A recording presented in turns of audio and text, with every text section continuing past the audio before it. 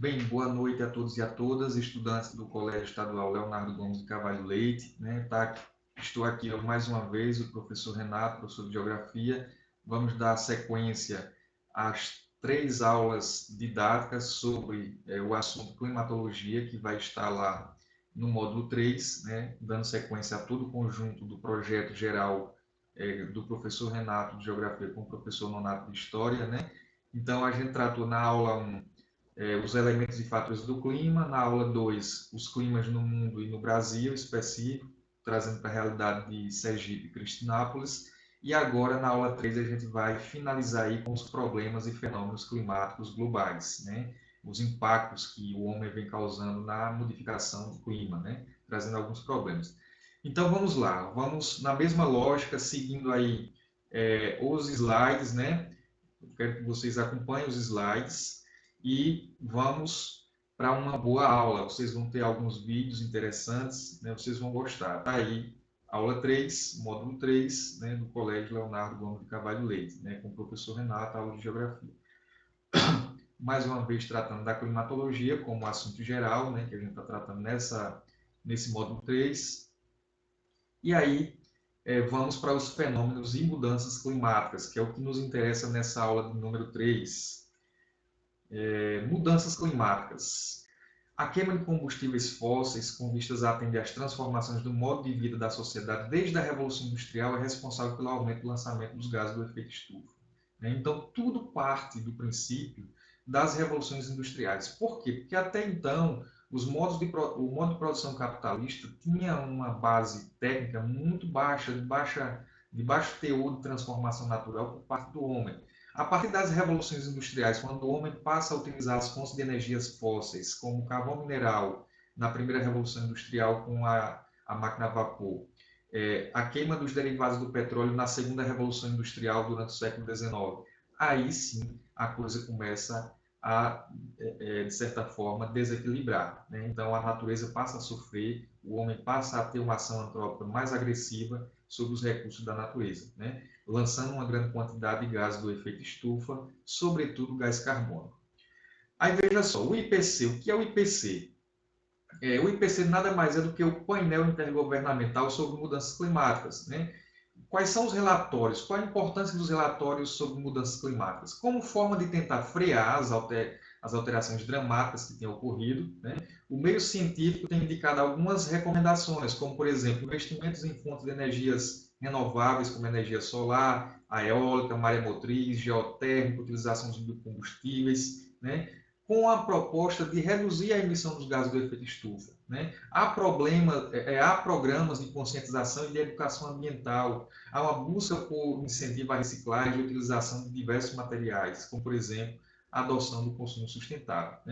Então, o painel intergovernamental sobre mudanças climáticas, o IPC, ele é um órgão composto de delegações de 130 governos, que promove avaliações regulares sobre mudanças climáticas. Ele foi criado em 1988, da percepção de que a ação humana poderia estar exercendo uma forte influência sobre o clima do planeta e seria necessário acompanhar esse processo, para pensar formas de organizar, formas de conscientizar a sociedade na perspectiva de reduzir, minimizar os impactos ambientais e os impactos sobre as mudanças climáticas.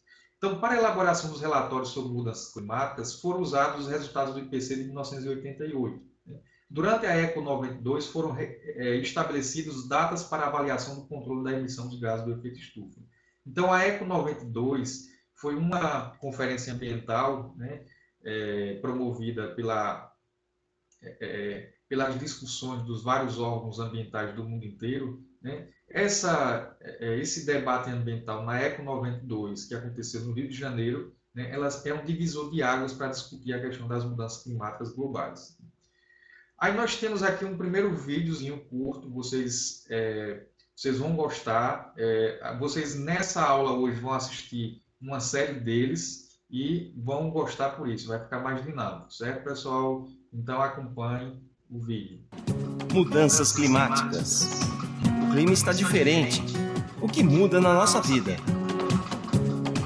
você já deve ter ouvido falar em aquecimento global, mudanças climáticas, energias renováveis, preservação ambiental e reciclagem de materiais. Mas por que devemos nos preocupar com as mudanças climáticas? Como elas interferem no nosso dia a dia e o que podemos fazer para diminuir os seus efeitos e nos adaptar a eles? Tudo começou no início do século XIX.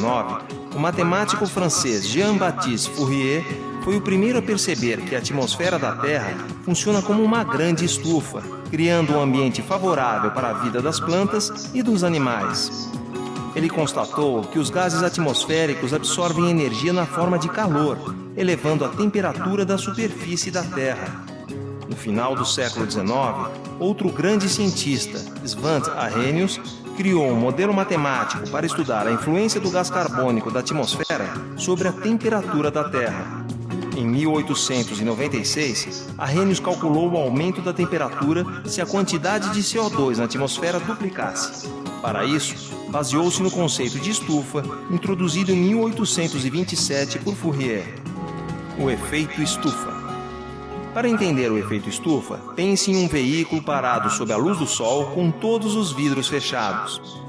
Os raios chegam ao veículo na forma de radiação solar visível, passam pelos vidros e aquecem o interior do veículo. O calor aí gerado tem dificuldade para sair pelos vidros, aquecendo o interior do veículo. O mesmo ocorre com a atmosfera da Terra. Alguns gases, como vapor d'água e gás carbônico, funcionam como o vidro do veículo, deixando entrar a radiação, mas dificultando o retorno do calor para o espaço. Como podemos ver, o efeito estufa é um fenômeno natural que faz com que a temperatura média da superfície da Terra seja de 15 graus Celsius. Sem ele, a temperatura média seria de menos 18 graus Celsius. Quando aumenta a concentração de gases de estufa na atmosfera, o efeito estufa fica mais intenso e fica mais difícil o calor ir para o espaço. Essa diferença causa o aquecimento da baixa atmosfera, elevando a temperatura média da Terra e causando mudanças climáticas. Revolução Industrial. As mudanças climáticas causadas pelo homem estão associadas ao aumento da emissão de gases de efeito estufa por queima de combustíveis fósseis, queimadas, desmatamento, decomposição de lixo, entre outras causas. A partir do final do século XVIII e na segunda metade do século XX, houve uma expansão da produção industrial, causando o aumento da emissão de gases de efeito estufa. Existem fortes indícios de que o clima está de fato mudando. As últimas 2 décadas foram as mais quentes dos últimos 1000 anos. As projeções do painel intergovernamental de mudanças climáticas, o IPCC, indicam que nos próximos 100 anos poderá haver um aumento da temperatura média global entre 1,8 e 4 graus Celsius e um aumento do nível médio do mar entre 18 e 59 centímetros, o que pode afetar significativamente as atividades humanas e os ecossistemas terrestres. Aquecimento global. O aquecimento global tem impactos profundos, podendo causar a extinção de espécies animais e vegetais, alteração na frequência e intensidade de chuvas, elevação do nível do mar e intensificação de fenômenos meteorológicos como tempestades severas, inundações, vendavais, ondas de calor e secas prolongadas. As ações humanas têm interferido sobre o ambiente num ritmo muito acelerado. Estudos indicam que enquanto a temperatura média global subiu aproximadamente 5 graus Celsius em 10.000 anos, pode aumentar os mesmos 5 graus Celsius em apenas 200 anos se continuar o ritmo das últimas décadas. O homem está mudando o ambiente. A cada hora, 9.000 pessoas somam-se à população mundial. A cada hora, 4 milhões de toneladas de gás carbônico são emitidas. A cada hora, 3 espécies são extintas, 1000 vezes mais rápido do que os processos naturais. A cada hora, atividades humanas adicionam ao ambiente 1,7 milhões de quilos de nitrogênio reativo. A cada hora, 1.200 hectares de florestas são derrubados. Como isso afeta a nossa vida? Há 2 cenários extremos. Um com maiores emissões e, portanto, pessimista, e outro menos pessimista. O cenário pessimista estima um aumento da temperatura entre 4 e 6 graus Celsius, ocorrência de extremos de chuva e seca, alteração da distribuição das áreas dos biomas, alteração na biodiversidade, impactos na saúde da população, na agricultura e na geração de energia. O cenário menos pessimista prevê um aumento médio de temperatura de 1 grau Celsius a 3 graus Celsius e impactos parecidos com o cenário pessimista, só que em menores proporções. Como você pode ajudar? Muitos prejuízos causados pela ação indevida do homem na natureza são irreversíveis. As espécies que foram extintas nunca mais existirão, e a diminuição do grau de aquecimento global depende da vontade dos governos e das pessoas em reduzir a emissão dos gases de efeito estufa. Mas cabe a cada um de nós mudarmos nossos costumes para uma nova realidade de vida. Você pode ajudar bastante na conscientização de pessoas mais velhas, dos governantes e dos meios de comunicação. Construindo um novo planeta. Veja algumas dicas que você pode seguir e passar adiante. As áreas verdes são importantes para reduzir as temperaturas máximas. As árvores trazem sombra e frescor ao ambiente sem gasto de energia. Uma cidade com muitas áreas verdes é menos quente. Pintar telhados com tinta refletiva diminui a temperatura interna da construção. Uma cidade onde as casas têm mais jardins e quintais e menos áreas de asfalto e concreto também está mais protegida das inundações. O Brasil é um dos únicos países que fabrica automóveis do tipo flex, que funcionam com álcool ou gasolina. O álcool é menos poluente do que a gasolina, dê preferência a esse combustível. No Brasil, 58% das emissões de gases de efeito estufa são provenientes de queimadas e desmatamento. É fundamental encontrar caminhos para o desenvolvimento dos biomas sem degradar essas regiões. E quando você crescer? Você pode participar da preservação do planeta sendo um pesquisador da área de mudanças climáticas ou da área de ciências do sistema terrestre, ou um cidadão consciente de suas responsabilidades. Veja algumas questões para as quais os cientistas estão buscando respostas. Como enfrentar os grandes aumentos do nível do mar que ocorrerão por causa do derretimento do gelo continental? Como modificar e adaptar a agricultura à nova realidade ambiental? Como salvar espécies da fauna e da flora de uma possível extinção? Como preservar a biodiversidade da Amazônia, do Cerrado e da Caatinga, tão importante para o equilíbrio ambiental de todo o planeta? Como manter a qualidade de vida que conhecemos hoje sem aumentar o nível de emissão de gases de efeito estufa? Mudanças climáticas no INPE. As causas das mudanças ambientais e seus impactos são objeto de estudo do Instituto Nacional de Pesquisas Espaciais, o INPE. A área de ciência do sistema terrestre tem como um de seus objetivos gerar cenários que mostram as mudanças que poderão ocorrer no uso e na cobertura da Terra. Os pesquisadores também estudam as implicações das mudanças ambientais no desenvolvimento do país. O INPE lidera a Rede Brasileira de Pesquisa sobre Mudanças Climáticas Globais, a Rede Clima, que gera e dissemina conhecimento e tecnologia para que o Brasil possa responder aos desafios provocados pelas mudanças climáticas globais.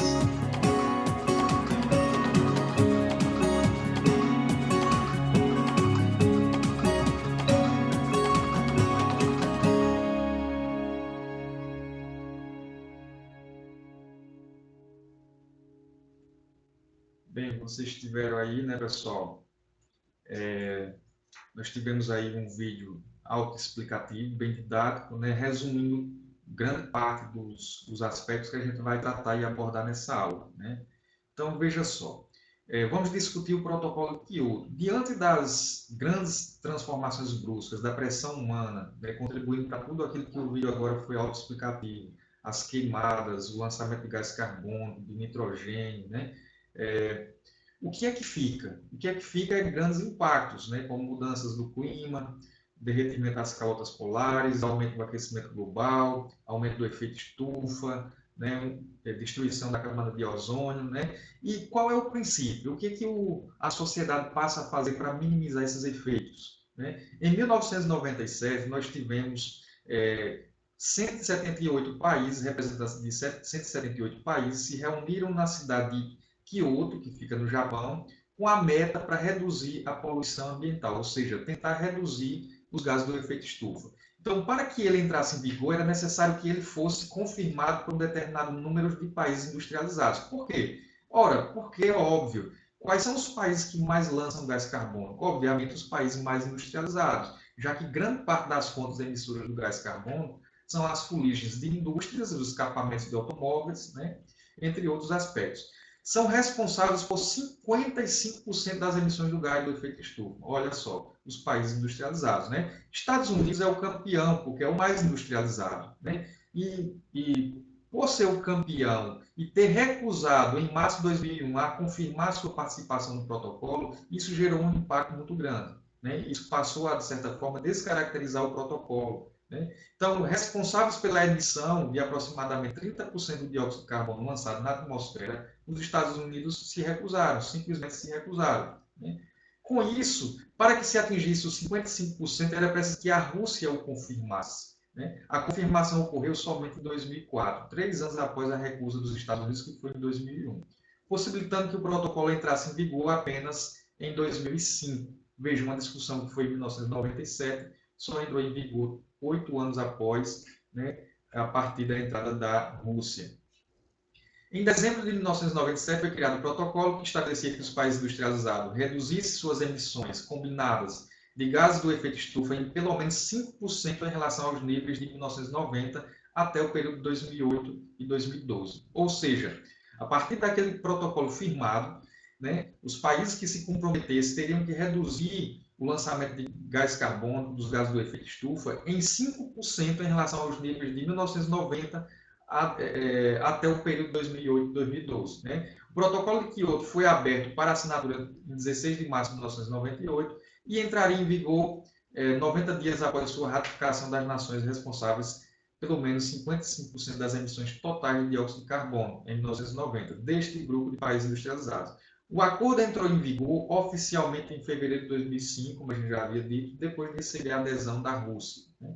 Na COP17, né, que é reunião para discutir o clima, uma das diversas conferências promovidas após a ECO 92, realizada em Durban, na África do Sul, em 2011, foi criado um documento chamado de Plataforma Durban. Né? Neste acordo foram estipulados 2 compromissos importantes. Primeiro, prorrogação do prazo final do protocolo de Kyoto, que estourava o final, o resultado final, né, o prazo final para o protocolo de Kyoto seria até 2012. Né, os países industrializados, né, se comprometeriam a reduzir 5% de 1990 até 2012. Então, 2012 acabava o acordo. Né? Na conferência de Durban, que foi em 2011, os países, observando que o prazo já estava se esgotando e que as nações ainda não tinham se articulado e não tinham contribuído para a redução daquelas emissões dos 5%, né? Se pensou na COP21, se pensou na COP17 a aumentar o prazo para 2020, no caso, esse ano que a gente está vivenciando agora. Né? Foram agendadas uma série de conferências que culminarão na criação, em 2015, de um documento que subsidiará o protocolo de Kyoto. Né? Então, na COP21, em dezembro de 2015, né, 4 anos após a COP17, foi ratificado o Acordo de Paris, que substituirá o protocolo de Kyoto a partir de 2020. Né? Os 193 países que o ratificaram propuseram metas voluntárias para reduzir os impactos do aquecimento global. Né? O Acordo de Paris estabelece que todos os países deverão se mobilizar para conter o aumento da temperatura média do planeta. Ou seja, não mais aquilo que pregava o protocolo de Kyoto lá em 97, sobre o qual responsabilizava apenas os países desenvolvidos, né, por serem mais industrializados. Os países mais industrializados passaram a apontar o dedo para os países mais pobres e dizer o seguinte, pobre deles também, né? Não é só com a gente. É aí que a gente entra em uma nova conjuntura, né, no Acordo de Paris de 2015. Né? 2015 a gente tem aí uma série de transformações na relação entre os países. Nós temos aí o surgimento de outro grupo de países, os chamados subdesenvolvidos industrializados ou economias emergentes. A gente pode citar a China, a África do Sul, a Rússia, o Brasil, o México, a Argentina, né? São nações emergentes. Então, essas nações também passaram a poluir, né? Não só mais somente os países desenvolvidos do Cone Norte, mas as economias emergentes também passaram a poluir muito. Vocês viram no vídeo anterior que 58% das nossas emissões dos gases do efeito estufa são das queimadas, e de fato, nós destruímos, né? E esse governo aí está aí para mostrar, né? Com o Dia do Fogo, né? no ano passado, nós estamos destruindo, né, acabando com nossa floresta amazônica e estamos liberando o que se chama de sumidor de carbono, naquilo que a gente já tinha dito na aula número 2. Né? A vegetação cumpre o papel de prender, fixar carbono. Se você queima, você libera. Isso vai parar na atmosfera, certo? Desequilibrando o ciclo do carbono. Então, os sumidores de carbono. Ó, o Acordo de Kyoto mantém os índices de redução estabelecidos em 97, mas abranda o cumprimento das metas por meio de recursos como, por exemplo, os sumidores de carbono. Aqui vai dar uma brecha, né, no Acordo de Paris para o termo chamado MDL, Mecanismo de Desenvolvimento Limpo. E o Brasil foi um país assim que liderou, de certa forma, teve um protagonismo muito grande nisso daí. Por quê? Porque nosso país tem características naturais, do ponto de vista natural, importantíssimo para se tornar um protagonista no desenvolvimento do mecanismo de desenvolvimento limpo. O que seria isso? Ó? O que são os sumidores do carbono? Voltando aqui. O que são os sumidores do carbono? Ó, o termo é usado para definir as florestas e sua função de absorver gases como o gás carbono.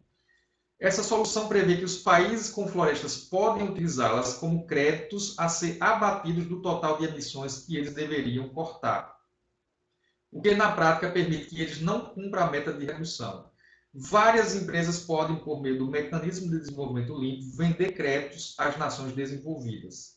Veja, passa a se ter no mercado de bolsa de valores, né, a venda de commodities em commodities, né, é o que se chama de crédito de carbono. Ou seja, eu sou um país desenvolvido, estou lá no Polo Norte, não tenho mais florestas, não tenho mais natureza, mas eu tenho indústrias que precisam continuar produzindo. Para eu não reduzir, essa era a argumentação dos países desenvolvidos para não assinar o protocolo de Kyoto. Olha, eu não vou assinar porque senão eu vou reduzir a minha produção industrial e minha economia vai regredir. Então, no Acordo de Paris, a partir de 2015, isso passou a ter uma maior aceitação dos países desenvolvidos. Por quê? Porque eles foram abrandados nessas metas, né?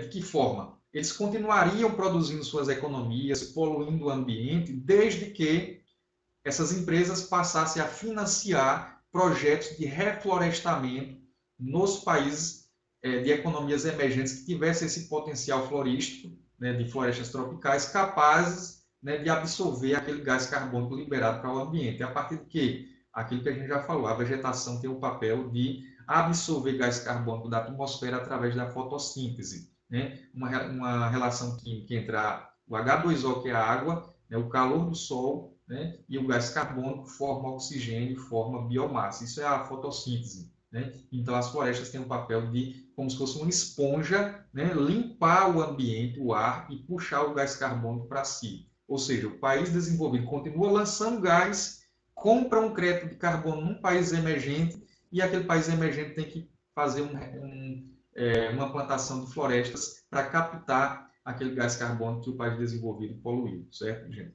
Então, o Brasil teve um papel protagonista, por quê? Porque nosso país é gigante, tem uma das maiores quantidades de terras agricultáveis do mundo, e boa parte dessas terras foi utilizada para esses projetos de reflorestamento, né?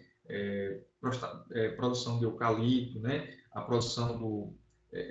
E aí, no Brasil ainda mais, né? A gente matava 2 coelhos com uma cachadada só. Como?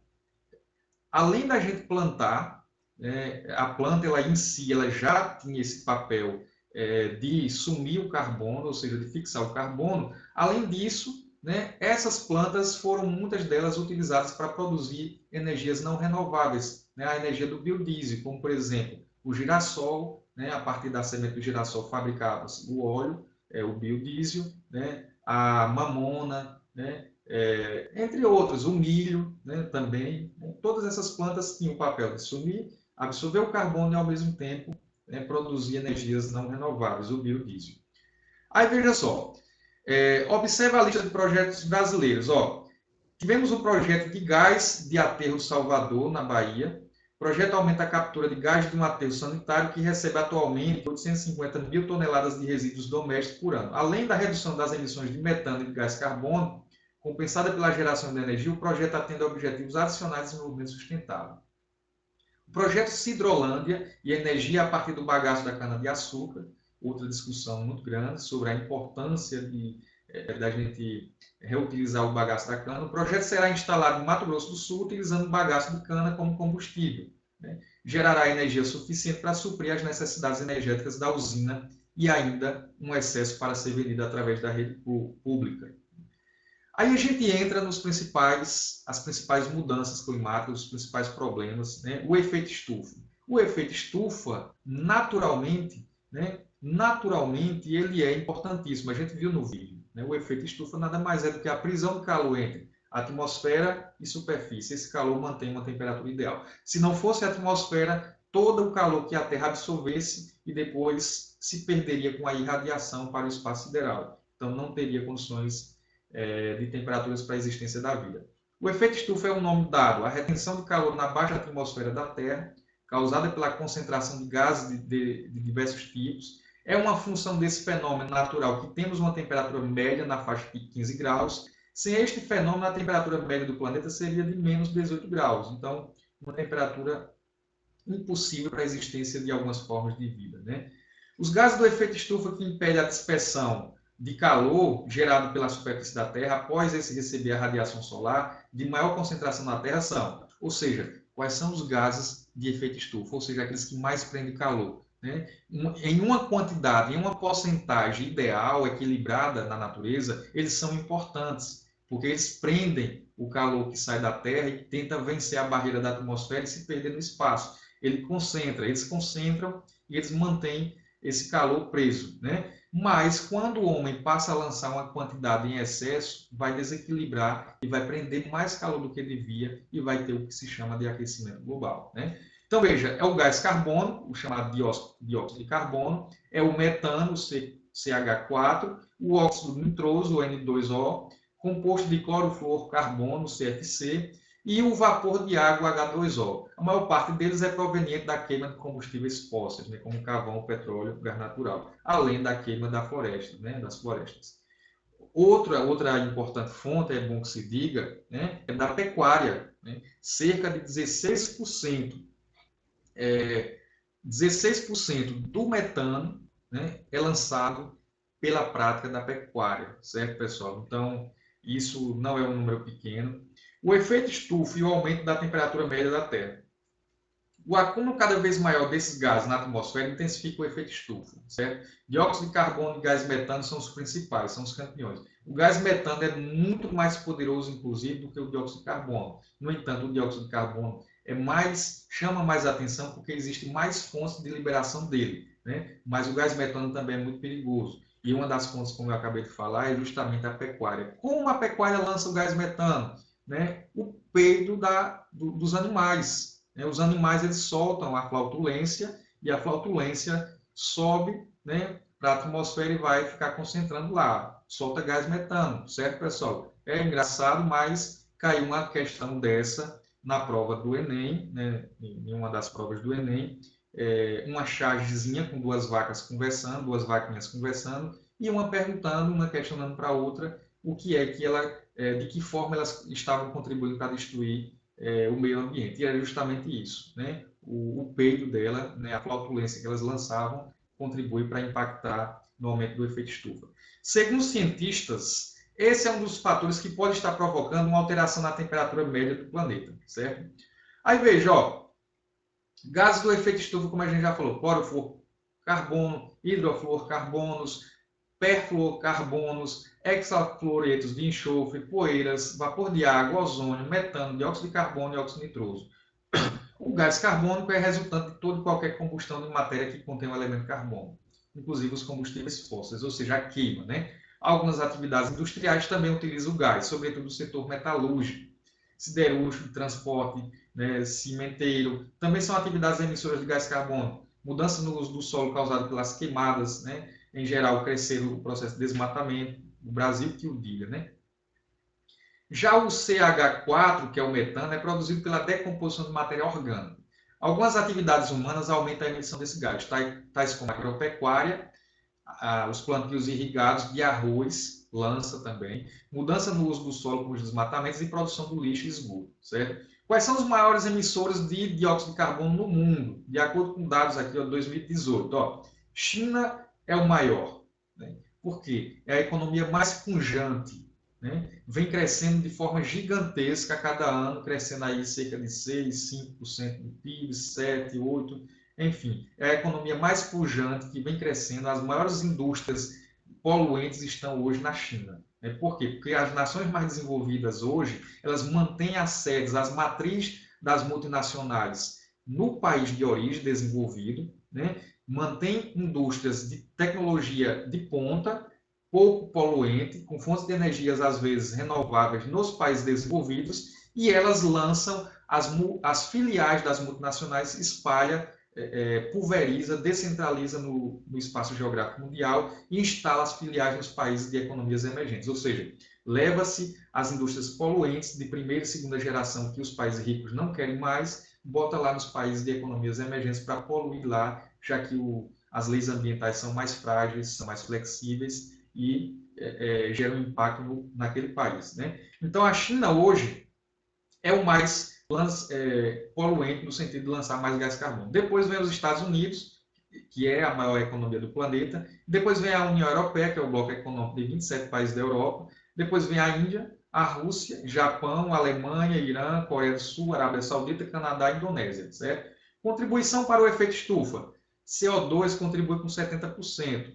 O CH4, que é o metano, 22%. O N2O, né, que é o óxido nitroso, né, nitrogênio, 6%. Outros gases, 2%. Aí nós temos aqui, pessoal, países industrializados que emitiram a maior parte do gás carbônico antropogênico. A área proporcional, ó, veja aqui no mapa, ó, a área proporcional às emissões históricas de gás carbônico a partir da queima de combustíveis fósseis. Ó. Então, ó, de 1990 a 1999, certo, pessoal? Um século aqui, ó, o século XX inteiro, né? Quais foram os países que mais acumularam historicamente no lançamento de gás carbônico? Olha para os Estados Unidos. Ó. Isso daqui é aquele tipo de mapa que a gente estudou lá naquele primeiro módulo chamado de anamorfose. Quer dizer, anamorfose, né? A gente é a proporção do tamanho territorial de acordo com o tamanho do dado que o mapa está representando. Então, deforma, né, os continentes, o contorno dos países de acordo com o tamanho do dado. Então, se os Estados Unidos é o país que mais lançou durante o século XX, quer dizer que o tamanho dele é mais acrescido. Ó. Depois aqui, ó, você vem para a Europa, né? Depois vem aqui, ó, para a União Soviética, né? Coloca aqui ainda como União Soviética. Depois vem aqui para a China, Índia, né? A Ásia. Enfim, aqui nós temos a distribuição das áreas mais poluentes. O que é o efeito estufa e qual a sua importância para o planeta? Veja o que é o efeito estufa. Olha, o raio solar atinge esse campo de força que é a atmosfera, né? Uma parte da energia penetra, olha, e a Terra absorve, certo?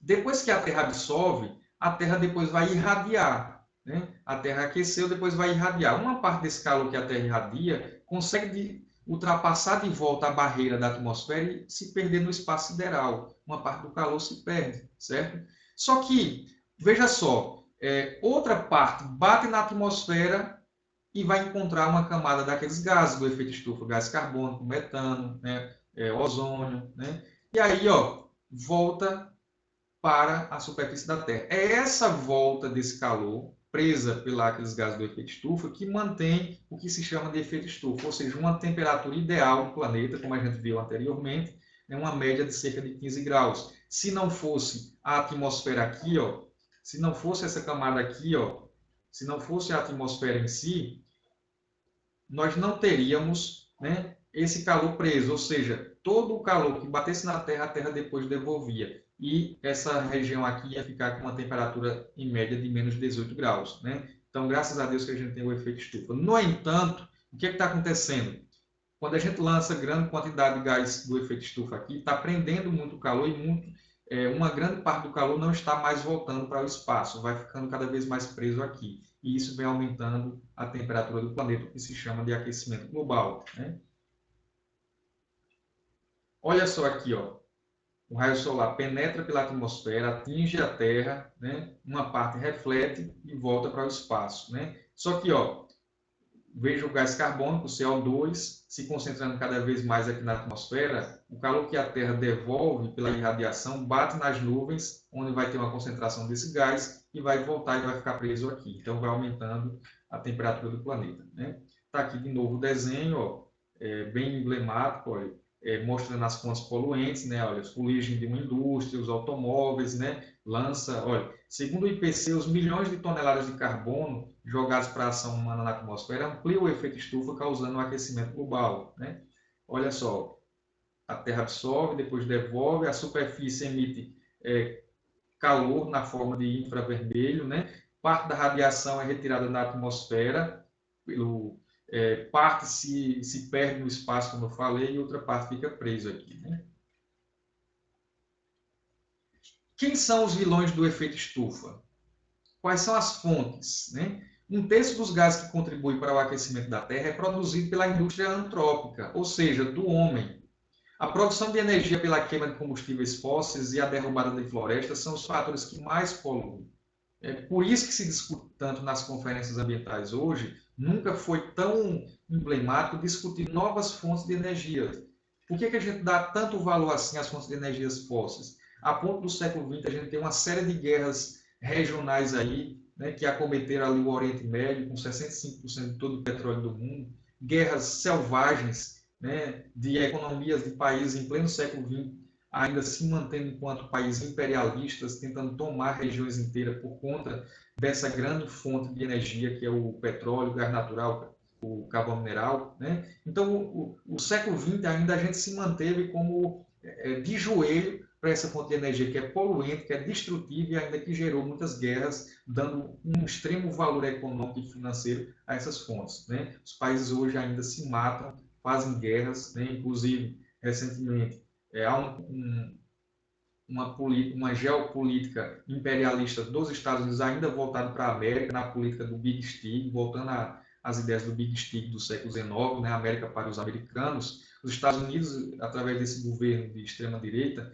né, vem com essa política de tentativa de interferência externa, ferindo a soberania das nações, né, e ferindo o princípio da autodeterminação dos povos, né, prescrito ao direito internacional, ao tentar invadir o país como a Venezuela. Por que será? Ora, recorram um pouco às pesquisas e vejam que em 2012 foi descoberto, né, uma das maiores bacias petrolíferas do planeta. Né, recentemente, em 2012, foi descoberto na bacia do rio Orinoco, um rio que atravessa a Venezuela. Né? Então, ali está o filé mignon dos Estados Unidos, que é a nação que mais consome petróleo no planeta. Esse é o interesse em dizer na mídia, né, de forma deturpada, que ali existe uma ditadura, que as pessoas estão morrendo de fome, que é necessário levar civilização, levar a liberdade para aqueles povos. Ora, que liberdade é essa? A mesma liberdade que levaram para o Iraque em 2003, quando invadiram, ferindo o princípio o princípio democrático das 15 cadeiras do Conselho de Segurança da ONU, que decide se é necessário você intervir militarmente no país ou não. Né? Os Estados Unidos, somente com o voto da Inglaterra, acabou ferindo o Conselho de Segurança da ONU e invadiu sem apoio máximo, né? já que China,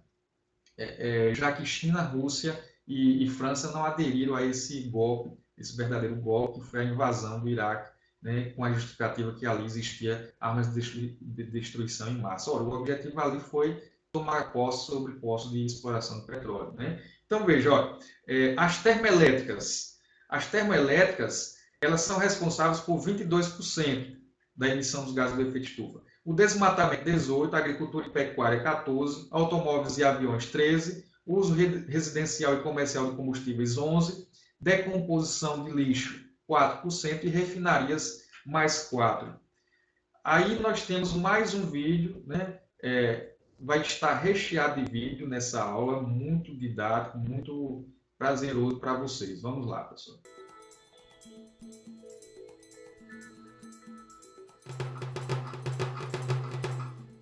Efeito estufa. O efeito estufa é um fenômeno natural que mantém a temperatura da Terra acima da que seria na ausência de atmosfera, permitindo assim que ocorra a vida da forma como a conhecemos. Se não houvesse o efeito estufa, a temperatura média da Terra seria de menos 18 graus, ao invés dos 15 graus que temos hoje. Para entender como funciona, pense em um ônibus parado, com os vidros fechados e sob a luz do sol. Os raios que chegam do sol passam pelos vidros e, ao atingirem a superfície interna do ônibus, se transformam em calor na forma de radiação infravermelha. A radiação infravermelha tem dificuldade de atravessar os vidros do ônibus e, com isso, fica presa no interior do veículo, causando seu aquecimento. O mesmo ocorre com a atmosfera da Terra, onde alguns gases funcionam como o vidro do ônibus, deixando que a radiação do Sol entre e se transforme em calor, mas impedindo que esse calor, na forma de radiação infravermelha, volte para o espaço. A radiação infravermelha é capturada pelos gases estufa que se aquecem e aumentam a temperatura do ar. Os principais gases estufa são o vapor da água e o gás carbônico. O balanço de energia. Da forma como está composto atualmente, o sistema Terra-atmosfera está em equilíbrio, pois toda a energia que entra é igual à que sai. De toda a radiação solar que atinge a Terra, 30% é refletida antes de atingir o solo, 70% é absorvida e convertida em calor. Para que o equilíbrio energético seja mantido, toda essa radiação deverá ser emitida de volta para o espaço. Mas, se houver um aumento da concentração do gás carbônico, poderá ocorrer um aumento do efeito estufa e, portanto, sairá menos radiação do que entra. Essa diferença causará o aquecimento da baixa atmosfera, aumentando a temperatura média da Terra e causando possíveis desequilíbrios ambientais. Mesmo que o dióxido de carbono esteja em baixas concentrações na atmosfera, a sua importância para o efeito estufa é fundamental. Passe o mouse sobre a imagem para saber mais sobre o balanço de energia. Clique na molécula de gás carbônico para simular algumas das consequências do aumento de gases estufa.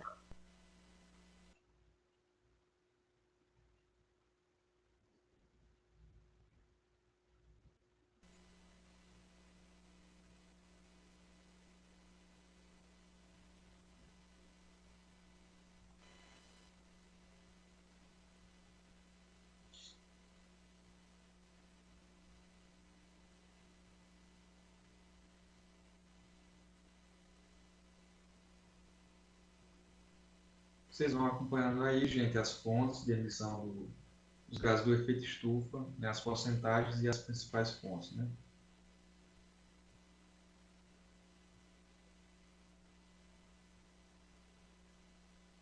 Emissão pelas nuvens, radiação retrodifundida pelo ar, absorção pelas nuvens, né? Esse é o verdadeiro balanço de radiação, né?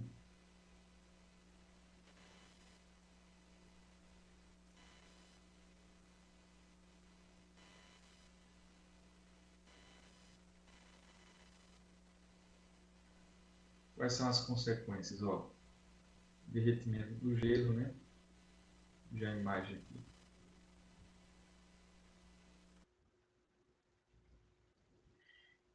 E é isso, gente. Mais um vidinho autoexplicativo e a gente dá sequência aí aos slides, né? Então vamos lá. O que é aquecimento global? A gente já viu aí de forma muito didática nos dois vídeos, né? A entrada de radiação solar tem que ser equilibrada por uma saída de calor enviada para a Terra. Só que isso acaba não acontecendo por causa dos gases do efeito estufa, que prendem mais, né, a radiação que entra e deixa sair pouco, né? Então, quando atinge a superfície da Terra, a radiação transforma-se em calor e é, em parte, retomada para o espaço quando, devido à existência dos gases do efeito estufa, fica aprisionado na Terra. O efeito estufa é um processo natural, entretanto, quando a concentração dos gases é excessiva, maior calor fica retido na atmosfera. E aí, ó, ao longo do século XX, a temperatura global aumentou em torno de 0,6 graus. Parece pouco, mas isso é o suficiente para impactar um desequilíbrio gigantesco, né? A década de 1990 foi considerada mais morna e o ano de 1998 mais quente, desde que se iniciou em 1861, o registro instrumental da temperatura. A previsão é que a temperatura global aumente em média 3 graus até o final do século XXI. com um aumento nos polos da ordem de 7% e inferior a 3% na região tropical. O IPC, né, como a gente já falou, que é o painel intergovernamental sobre mudanças climáticas, né, publicou em junho de 2001 3 volumes de relatórios sobre mudanças climáticas. E agora, em 2007, o mais recente deles, que reitera as afirmações do primeiro sobre mudança do clima, né, tal relatório aponta que a concentração do CO2 na atmosfera está em seu nível mais elevado desde 400 mil anos. A partir da Revolução Industrial, o nível do CO2 nos gases principais do efeito estufa aumentou 31%. Veja, desde o século XVIII para cá, aumentou 31%. Sendo o CO2 um gás que absorve radiação infravermelha. Com a ampliação de sua concentração e temperatura, tende a subir. O CaO2 aumentou em concentração de 280 partes por milhão, né, em 1850 e 365 partes por milhão em 2000. As projeções indicam concentração de cerca de 700 partes por milhão no final do século. A temperatura média do planeta deve aumentar entre 2 a 4,5% acima das médias do período anterior à Revolução Industrial, até o ano 2100, com uma melhor estimativa de elevação de 3 graus. Aí vocês devem se questionar, mas isso daqui é muito pouco. É nada, gente. 2 graus ou 4,5 de aumento para a temperatura média global, a gente está falando da média do globo, isso é o suficiente por gerar impactos absurdos e irreparáveis, né? O aquecimento do planeta, o derretimento das calotas polares, o aumento do nível dos oceanos, a mudança das direções dos ventos, das massas de ar, das correntes marítimas, uma série de impactos. Possibilidade de severo derretimento do gelo do Ártico, da Groenlândia nos próximos séculos, cobertura de gelo de muita parte da Antártida aumentada até 2100 em razão da maior precipitação de neve, o que contribuiria para amenizar o efeito do aumento dos níveis dos oceanos em até 10 centímetros. Né? Essas são algumas consequências do efeito do aquecimento global. Aumento do nível do mar, com elevação do nível de 9 a 88 centímetros até o ano 2100. Isso por si só já é o suficiente para destruir cidades litorâneas inteiras, né, com inundação. Inundação de zonas costeiras e ilhas, agravamento das erosões costeiras. A água salgada poderia invadir as reservas costeiras de água doce. Recursos hídricos, a modificação dos padrões de precipitação afeta o suprimento de água. Evaporação serão mais abundantes, enchentes. Né? Saúde, as doenças propagadas por vetores associadas à alteração de temperatura, como dengue e malária, por exemplo, poderão ter sua incidência potencializada. Né? Essas são algumas mais consequências do aquecimento global. Né? Mais outras. A agricultura, maiores temperaturas influenciarão os padrões da produção, ou seja, tem plantas que são sensíveis à alta temperatura, né?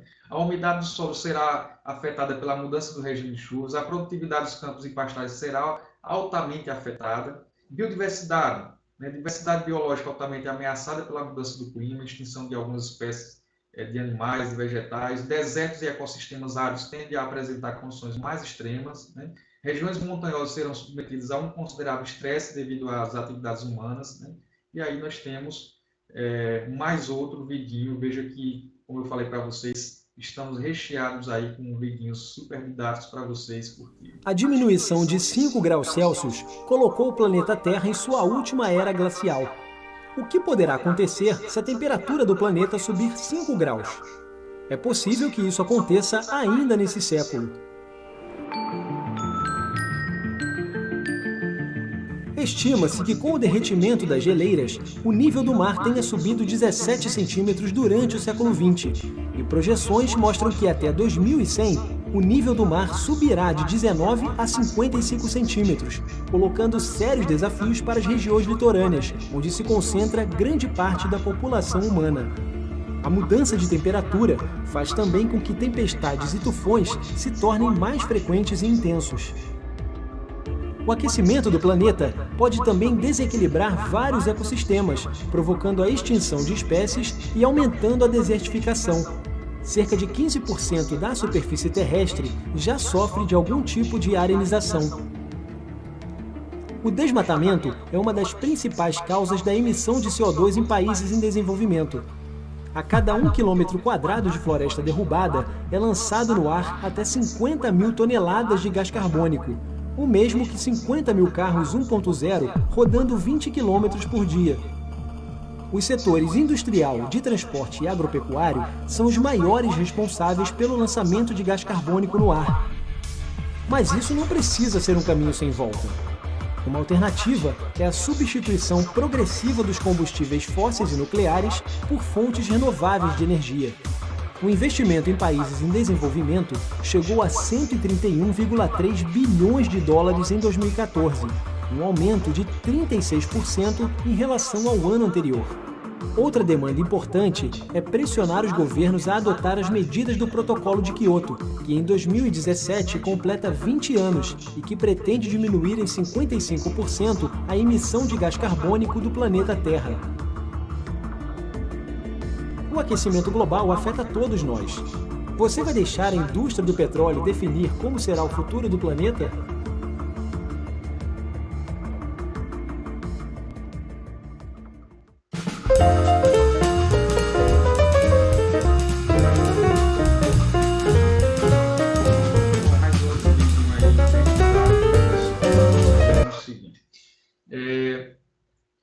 Vamos lá. E aí nós temos, né, o relatório, né, os relatórios do IPC. Né? Veja aí, hoje, como é que acontece as fontes de energias que a gente tem. Ó, maior eficiência na geração, distribuição, substituição do altamente poluente carvão, gás, energia nuclear, além de fontes renováveis como solar, eólica, geotérmica e biotecnologia. No futuro, se prevê o quê? Captura e armazenamento de CO2, uso de reatores nucleares, tecnologias avançadas e energias renováveis. Né? Hoje, como é o transporte? Veículos com consumo mais eficiente, carros híbridos, melhor transporte público e ampliação do uso de bicicletas. No futuro, veículos movidos a hidrogênio, biocombustíveis de segunda geração, aeronaves mais eficientes. Né? Habitação, iluminação e refrigeração mais bem planejadas, uso de painéis solares em prédios, incentivar a reciclagem, para que no futuro a gente tenha prédios com eletricidade solar e controle inteligente de consumo. Então, essa parte aqui do hoje é o que prega o relatório do IPC, o que é que os países têm que seguir hoje para no futuro a gente ter como resultado. Olha, indústria, sistemas mais eficientes de uso de energia, reciclagem, controle de outros gases além do CO2, para no futuro a gente ter um uso eficiente de energia, captura de gás carbônico pela indústria de cimentos, siderúrgica e química. Hoje a gente poderia ter o quê? Olha, melhor planejamento de recuperação de áreas degradadas, melhor uso dos fertilizantes, para que no futuro a gente tenha o desenvolvimento de tecnologias genéticas para aumentar a produtividade. Hoje, silvicultura, maior plantio de árvores, combate ao desmatamento, uso de produtos florestas em produto de bioenergia, para que no futuro a gente tenha um melhoramento de espécies de árvores, para aumentar a produção de biomassa, sequestro de carbono. Né? Hoje, o lixo, a gente poderia ter o quê? Controle de emissões de metano, reaproveitamento de detritos para geração de energia reciclável, para que no futuro a gente tenha novos filtros para reduzir as emissões do metano. Né? Temos aqui, olha, em 2000, a porcentagem de fontes ligadas à energia, olha, 24% são da energia, 12% outros, construção civil 8%, né? Fontes não ligadas à energia, indústria 14%, né? Fontes relacionadas à energia 5%, né? Queimadas 8%, agricultura 16%, lixo 3%. Aí dando sequência aí, pessoal, e o Brasil? O país não está entre as nações que precisam reduzir sua emissão até 2012. Né? Veja que esse dado aqui é um pouco antigo. Até 2012, segundo aquele primeiro protocolo de Quioto de 1997. Né? No entanto, hoje nós já estamos aí, como a gente já falou nos slides anteriores, nós já temos aí a COP 20, né, que discutiu no Acordo de Paris, em 2015, a questão, né, de estender as determinações dos países desenvolvidos para os países subdesenvolvidos, industrializados ou economias emergentes, é o caso do Brasil. Sua contribuição é historicamente recente, os principais responsáveis pela emissão de gases poluentes no Brasil são o desmatamento e as queimadas. Né? Aquilo que a gente vinha comentando, olha, 75,4% desmatamento e queimadas, né? 22% queima de combustíveis fósseis, 1,6% processos industriais e outros 1%. E aqui, né, mais um videozinho de dado, que os vídeos estão arrasando hoje, né? Então, eles estão extremamente autoexplicativos. As mudanças no clima são consequência do aquecimento do planeta. A maioria dos cientistas já acredita que é a ação nociva do homem sobre a natureza que intensifica a emissão de gases poluentes na atmosfera, elevando a temperatura da Terra. Vamos entender como isso acontece. A Terra é aquecida por um fenômeno natural chamado efeito estufa. Sem ele, o planeta seria muito frio e a vida das espécies estaria ameaçada. Podemos comparar com uma estufa usada no cultivo de plantas. Os raios solares passam gerando calor, que é retido pela estufa e ajuda as plantas a crescerem. Na atmosfera, os gases de efeito estufa permitem que o calor gerado pelos raios do Sol seja retido, como um cobertor sobre o planeta, mantendo a temperatura estável na média de 15 graus Celsius. Mas essa temperatura está se elevando na superfície terrestre por causa do aumento da concentração de gases na atmosfera, especialmente o gás carbônico, que é produzido a partir das queimadas em florestas e da queima de combustíveis fósseis, como o petróleo, que abastece os carros a gasolina e a óleo diesel. Outros gases também contribuem para potencializar o efeito estufa, como os gerados a partir das fazendas de criação de gado. Desde o início da industrialização até os dias atuais, a temperatura média da Terra já teria subido quase 1 grau Celsius. No ritmo atual, as previsões são de que a temperatura do planeta possa aumentar em 4 graus Celsius até 2100. Isso pode impactar ainda mais o clima, provocando o derretimento das geleiras, aumento do nível do mar, desaparecimento de áreas costeiras, temperaturas extremas, secas prolongadas, tempestades, furacões, inundações que afetariam a produção agrícola e ameaçariam a vida de espécies animais e vegetais. A China e os Estados Unidos são os países que mais emitem gases poluentes do planeta. O Brasil está em 7º lugar no ranking. Para reduzir a emissão de gases de efeito estufa e limitar as mudanças climáticas, é necessário um esforço global.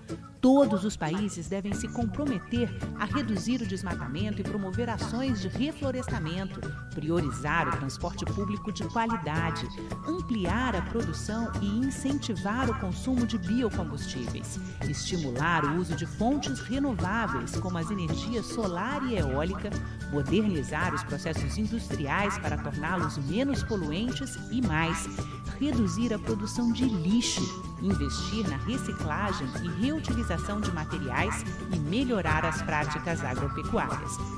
Governos e setores produtivos da sociedade têm que fazer a sua parte.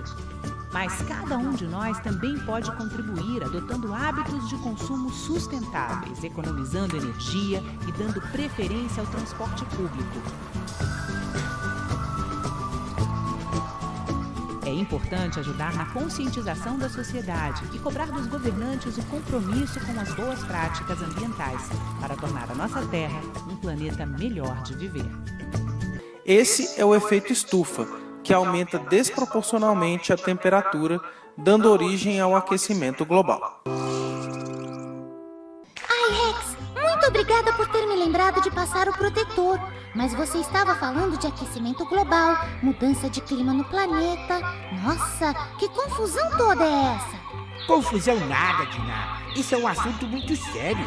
A gente pode dizer que aquecimento global é o aumento da temperatura da Terra. E esse fenômeno tem preocupado cada vez mais os cientistas. E aí, Rex, o que acontece com o planeta Terra? Ele vai ficando cada vez mais quente? Isso mesmo, Dinah. E esse calor todo pode alterar o período de chuvas e secas em várias partes de nosso planeta. Para entender melhor o que é aquecimento global, fui conversar com um especialista do INPE, Instituto Nacional de Pesquisas Espaciais.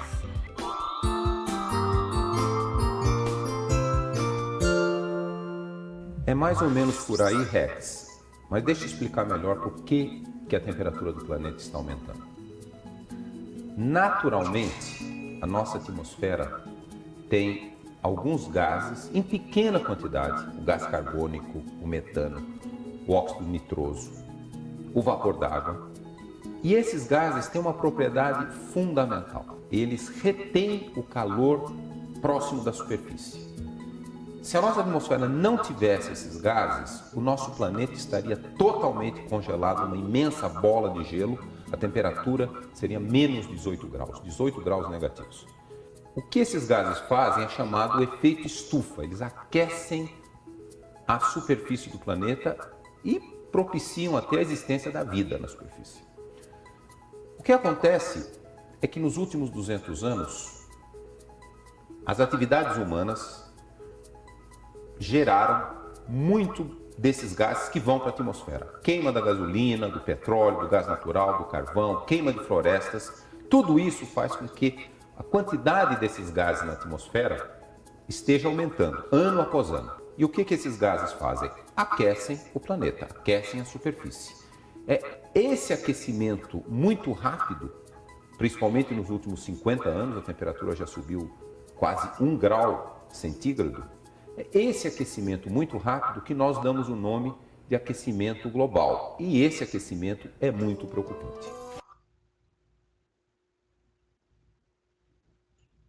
Bem, vocês tiveram aí mais um vídeo explicativo, né, bastante interessante. E agora vamos dar sequência aí. Distribuição agora, outro grande problema ambiental, que é a destruição da camada de ozônio. O que é a camada de ozônio? É uma capa deste gás situada aproximadamente entre 10 a 50 quilômetros acima do nível do mar, que envolve a Terra e a protege de vários tipos de radiação, principalmente a radiação ultravioleta, que são os raios cancerígenos que vêm do Sol para a superfície. No último século, devido ao desenvolvimento industrial, passaram a ser utilizados produtos que emitem clorofluorcarbono, chamados CFCs, né? Um gás que, ao atingir a camada de ozônio, destrói as moléculas que formam o O3, separa em O2 e O, né? Causando assim sua destruição. Sem a ozonosfera, a incidência de raios ultravioletas da Terra ficaria sensivelmente maior.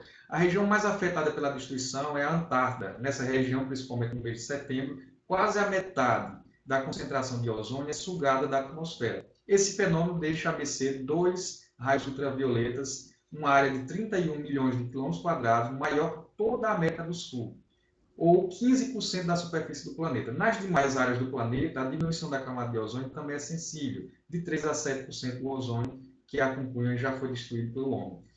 Mesmo menores que na Antártida, esses números apresentam um enorme alerta ao que nos poderá acontecer se continuarmos a fechar os olhos para esse problema. Bem, e o que é que causa esse lançamento dos CFCs, né? O que é o CFC? Clorofluorcarbono, usado em aerossóis, em líquidos de refrigeração de geladeiras, de condicionadores de ar, o ar-condicionado, né? Solventes e espumas, né? São gases ao...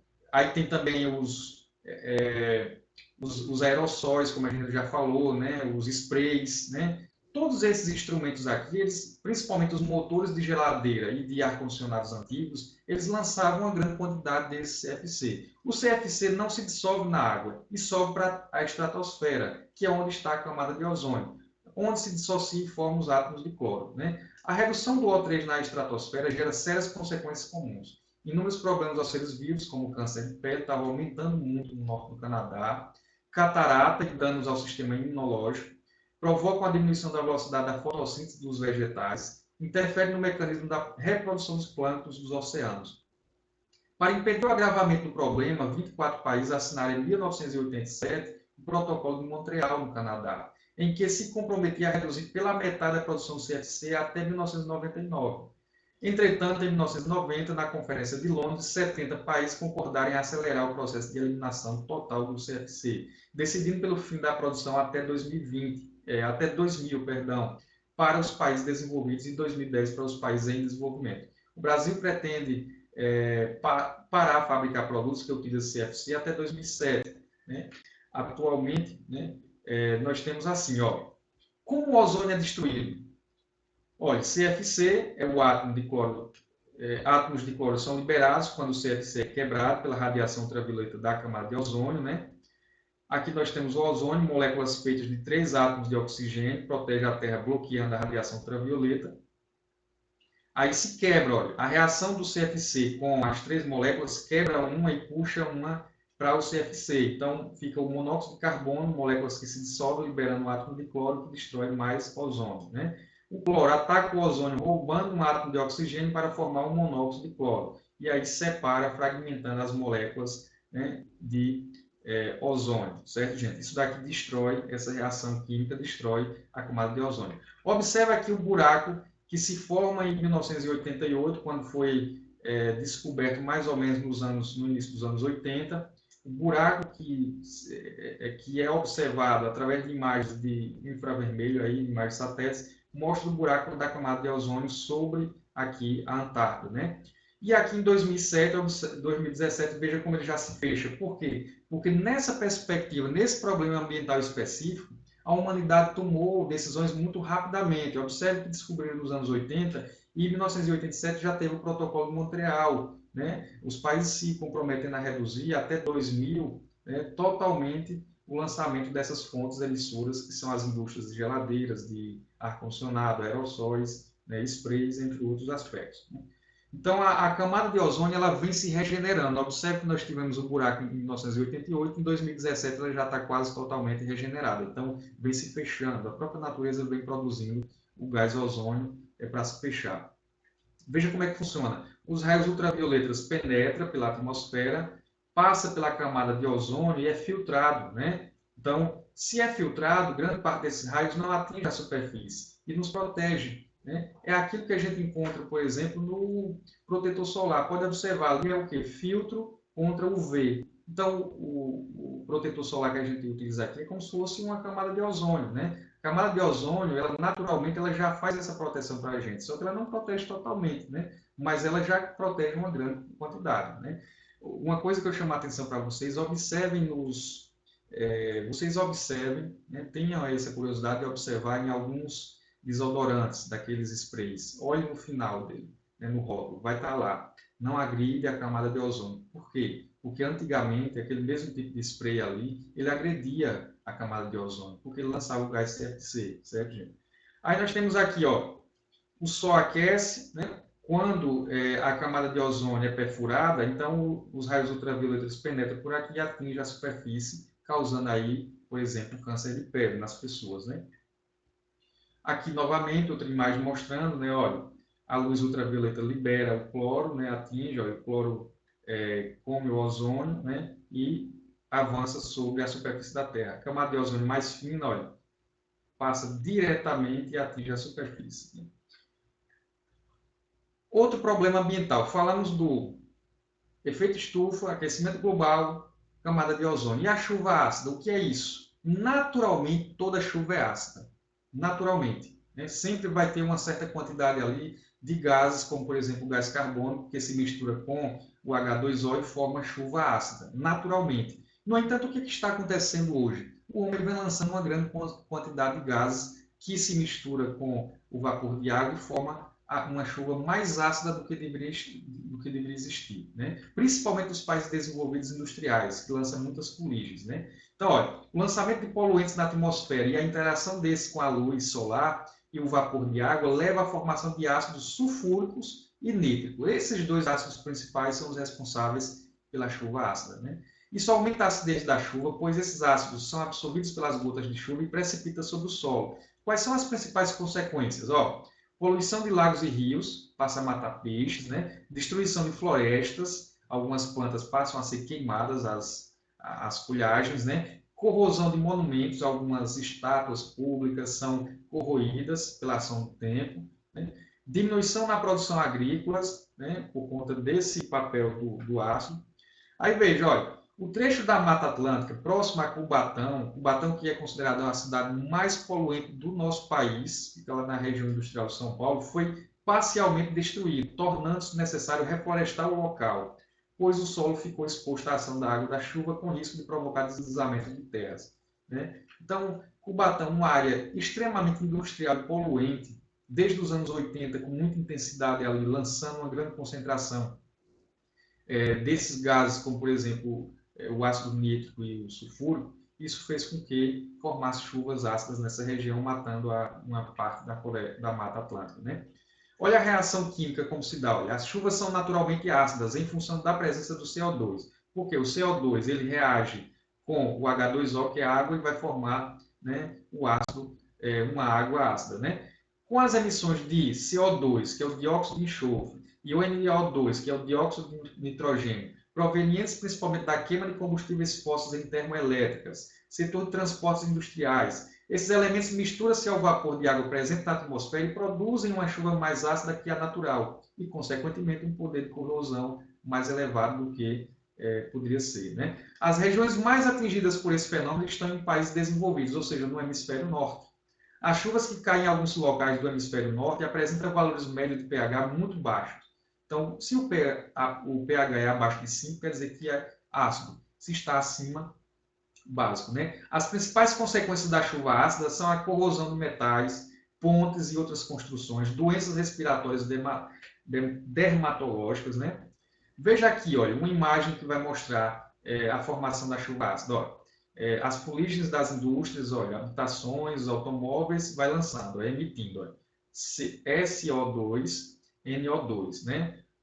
Dióxido de enxofre, dióxido de nitrogênio, né? Então, esses dois gases se misturam com a água, dióxido de enxofre se mistura com H2O, forma o ácido sulfúrico. Dióxido de nitrogênio se mistura com água, forma ácido nítrico. E isso daqui cai na forma de chuvas ácidas, né? Gente, atentem para essa imagem, porque caiu uma questão desse tipo, mais ou menos assim, com a imagem mais ou menos assim, na prova do Enem, há uns 2 anos atrás, 1, 2, 3 anos atrás, não me recordo bem. A imagem era mais ou menos essa, ó, mais ou menos essa. Você tem aqui, olha, a indústria lançando, emitindo dióxido de enxofre, óxido de azoto, né? Junto com a vapor de água presente nas nuvens, vai formando, olha, o ácido nítrico, né? HNO3, né? Formando a chuva ácida. Aí tem a neve, queda de partículas de precipitação seca aqui nas florestas, né? A água do degelo se torna ácida, desaparecimento da vida aquática, algumas consequências, né? Lixiviação ácida, a chuva caiu aqui, ela vai ser lixiviada, ela vai transportar os minerais, os nutrientes do solo, né, para uma área aquática, né? Toxicidade pelo alumínio, né?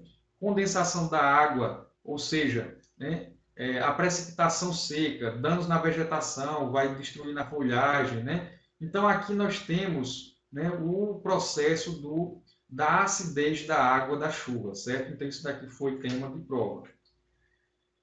E aí, outro problema ambiental são as ilhas de calor, referente aos climas, às ilhas de calor. O que é isso? São variações em um determinado tipo de clima em áreas geográficas muito restritas, ou seja, o espaço territorial de uma cidade e os seus entornos, né?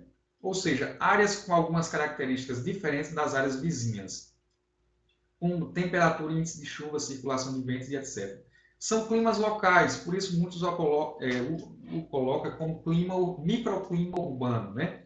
De lugares específicos que foram modificados em função de fatores produzidos pela ação do homem, como desmatamento, construção de rodovias, edifícios, poluição do ar, construção de represas e etc. A industrialização e a urbanização desordenadas multiplicam as construções antrópicas e a produção de poluentes atmosféricos, né?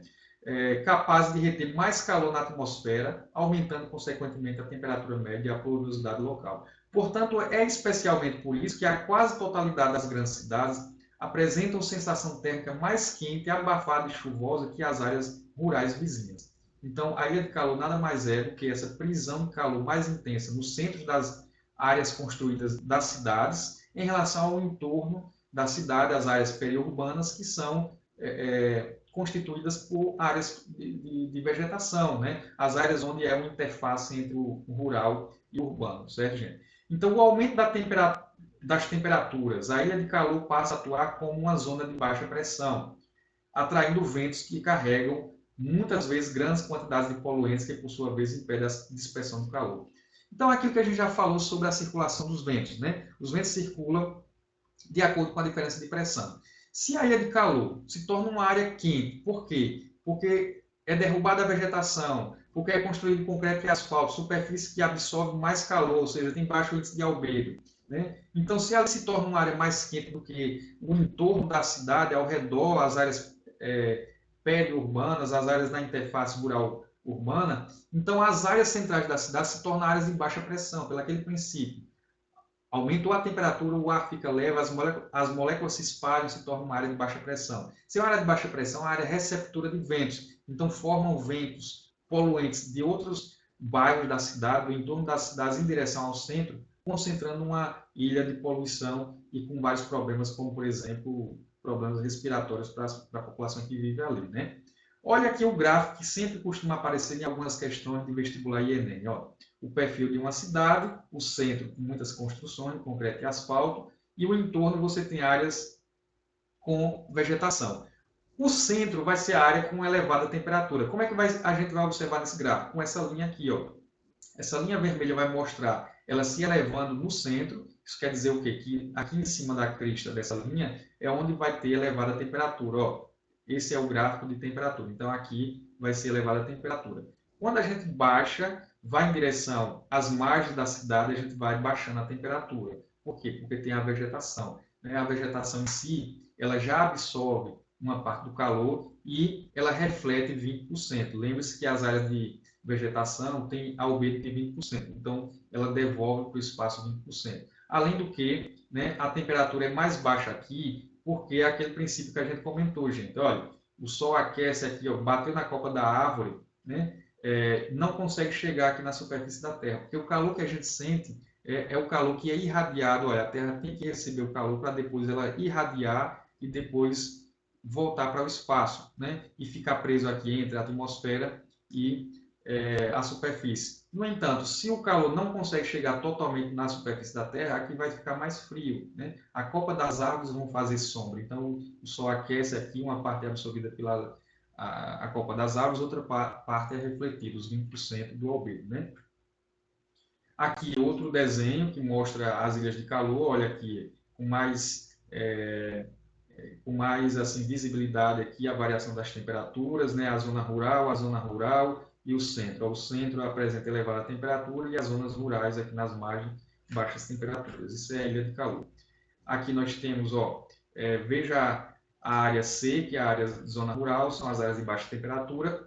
Aqui são os bairros periféricos com baixas construções, tem temperaturas medianas. E aqui o centro, olha, essa área aqui é a área de baixa pressão, com elevada temperatura, e recebe vento dessas duas outras em direção aqui. Esse vento que é recebido por a área receptora aqui de baixa pressão, vai ficar preso aqui. Preso por quê? Porque não consegue dispersar depois, porque existe uma barreira aqui com as construções elevadas. Além do que, né, esse ar se torna quente e fica preso aqui, gerando várias doenças respiratórias. E aí nós temos um outro problema, para já ir finalizando, o problema da inversão térmica, né? O que é isso?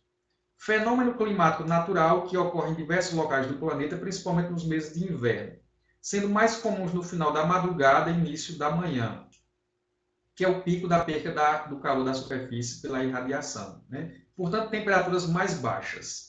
Com as temperaturas tanto no solo quanto do ar mais frios, há uma inversão das camadas de ar, ou seja, o ar frio mais denso não consegue subir pelas correntes de convecção, e o ar mais quente, que está em cima, é menos denso, não chega a descer, porque ele é leve. Então, é um momento do dia que naturalmente isso acontece, viu, gente? Ó, em dias frios, nas grandes cidades principalmente, onde tem muita perca de radiação por conta das superfícies de concreto e asfalto, né, no finalzinho da noite, na madrugada, né, por volta das 5 horas da manhã, 4h30, é o momento do pico da perca de calor pela irradiação. Então, a Terra perde calor, se torna uma superfície fria. Esse ar frio ele é mais denso, não consegue subir para as altas camadas para formar as correntes de convecção e gerar a troca de calor. E as camadas de cima, com ar mais quente e leve, não consegue descer, então fica preso. Então isso é o que se chama inversão térmica, né? Quando nasce o Sol, nasce por volta das 6, 6h30, aí o Sol aquece o solo e o ar junto a ele. Então aqueceu aquele ar que era frio durante a madrugada, ele vai se tornar leve, vai subir lentamente. E o ar que está em cima vai descer. Então, vai novamente desfazendo a inversão térmica e vai gerando o processo natural de correntes de convecção, né? Subida de ar leve, descida de ar pesado. Subida de ar leve e quente, descida de ar pesado e frio, né? Esse é o processo natural. Só que o que é que acontece, gente? A inversão térmica é um processo natural. Mas veja, quando você tem um meio urbano, como São Paulo, Londres, grandes capitais, ó, no meio urbano, a inversão térmica, por concentrar ar frio nas camadas mais baixas da atmosfera, dificulta a dispersão de poluentes emitidos por vários pontos nessas áreas. Então, se você está numa cidade muito grande, durante a madrugada, ali é o pico da perda de radiação, da inversão térmica, do ponto de vista natural, mas é também o pico da concentração de gases poluentes rente à atmosfera. Por quê? Porque o ar frio ficou preso ali próximo da superfície. Então, todos aqueles poluentes que durante o dia todo foi lançado por escapamentos de automóveis, indústrias, ficou preso ali rente próximo da superfície. Isso daí é um caldo excelente para existir as várias doenças respiratórias, como bronquite asmática, asma, enfim, causado pela chamada inversão térmica. Veja como é que funciona. Ó, fluxo normal é esse, as correntes de convecção. Ó, o ar quente leve sobe, chegou lá em cima, baixou a temperatura, ficou frio, pesado, denso, desce. Depois ficou novamente quente, sobe. Esse movimento aqui circular é chamado de corrente de convecção. Isso é o normal. Só que no final da madrugada acontece isso. Ó, o ar frio próximo da superfície, ele fica denso, né? Pesado, não consegue subir. E em cima o ar quente não consegue descer. Então, isso é inversão térmica, né? Ao fazer isso, nesse pequeno momento, esse curto momento da madrugada, ocorre uma grande concentração de gases poluentes aqui, e as pessoas respiram e contraem muitas doenças respiratórias. Isso é inversão térmica. O outro grande problema ambiental é o El Niño. Caracteriza-se pelo aquecimento de 3 a 7% em média das águas do Oceano Pacífico, nos litorais do Peru e Equador, ocorrendo em períodos de aproximadamente 2 a 7 anos. Então, o fenômeno do El Niño, pessoal, ele acontece de 2 a 7 anos. De forma, às vezes, muito ininterrupta, né? Um ano em sequência do outro. E o que é que acontece? Há um aquecimento anormal das águas do Oceano Pacífico Equatorial Leste, de 3 a 7 graus na temperatura dessas águas superficiais. E o que é que causa isso? Veja, a fonte primária que causa isso, né, nós não sabemos, né? Tudo indica que tem alguma coisa relacionada à presença da ação antrópica causando isso. Mas a causa secundária está aqui, ó. A causa secundária é isso daqui, olha. A redução da velocidade de 15 metros por segundo dos ventos alísios de nordeste que atingem essas águas para cerca de 2 ou 3 metros por segundo. Então, veja, ó, normalmente no hemisfério sul, os ventos alísios sopram no sentido leste-oeste, com velocidade média de 15 metros por segundo, aumentando o nível das águas do Oceano Pacífico nas proximidades da Austrália. Por quê? Porque os ventos alísios, eles vêm de nordeste, empurram as águas superficiais do Oceano Pacífico Equatorial Leste, que banha a costa do Peru, empurra essa água superficial, o vento tem a velocidade de 15 metros por segundo para empurrar essa água em direção à costa da Austrália. Ao fazer isso, ao empurrar essa água, é como se estivesse abanando. Não sei se vocês já fizeram isso. É uma expressão nordestina mesmo, né? Você ir para uma fonte, está lá uma fonte ou um rio mesmo, e de repente é um dia muito quente e ali a água superficial está quente, né? Se você abanar assim, puxar um pouco a água, abanar para lá e para cá, vai ocorrer a ressurgência, ou seja, a água fria que está lá embaixo sobe para a superfície e a água quente você já distanciou, né? É o que acontece aqui, ó. O que acontece aqui? Essa velocidade de 15 metros por segundo é o vento do Nordeste, os alísios do Nordeste, que empurra as águas quentes da superfície do Oceano Pacífico Equatorial Leste, que banha a costa do Peru, em direção à costa da Austrália. Ao fazer isso, leva o quê? Chuvas intensas, porque essa superfície da água quente, ela é úmida, ela vai formar massas de ar úmida e vai chover lá na costa da Austrália. Já na costa do Peru, o que é que acontece? Ocorre a ressurgência. Com a ressurgência de água fria das profundezas, vem plânctons de lá de baixo, das profundezas, e os cardumes de peixe chegam à superfície para comer aqueles plânctons. É aí que o Peru se torna um grande produtor de pescado, sobretudo de bacalhau, né? Porque os cardumes ficam na fartura da superfície, né? Então, veja, aqui nós temos a normalidade. E o que é que acontece na excepcionalidade, né, que é a questão do fenômeno do El Niño, né, que significa o menino, a criança, né? O aquecimento das águas do Pacífico Ocidental acontece pela mudança no comportamento dos ventos alísios. Eles diminuem de velocidade de 1 a 2 ou até 3 metros por segundo, podendo até mudar o sentido. Sem a sustentação dos ventos, o nível das águas se eleva em direção à América do Sul, ou seja, a costa do Peru, ao invés dessas águas elas serem empurradas para a costa da Austrália, elas ficam ali mesmo na costa do Peru. Então, uma água quente. Ao fazer isso, essa água evapora, forma massas de ar úmidas. Essa massa de ar úmida vai descer na direção noroeste da América do Sul, cortando na diagonal América do Sul até atingir a região sudeste do Brasil. Ao fazer esse percurso, essa massa de ar muito volumosa e úmida, ela vai empurrar a massa equatorial continental, que é a massa responsável por chuvas de verão aqui na região norte e nordeste do Brasil, vai empurrar ela em direção ao Oceano Atlântico. E aí vai gerar secas na região norte e nordeste, e essa massa úmida que desce do noroeste da América do Sul em direção ao sudeste brasileiro vai gerar muita chuva na região sudeste.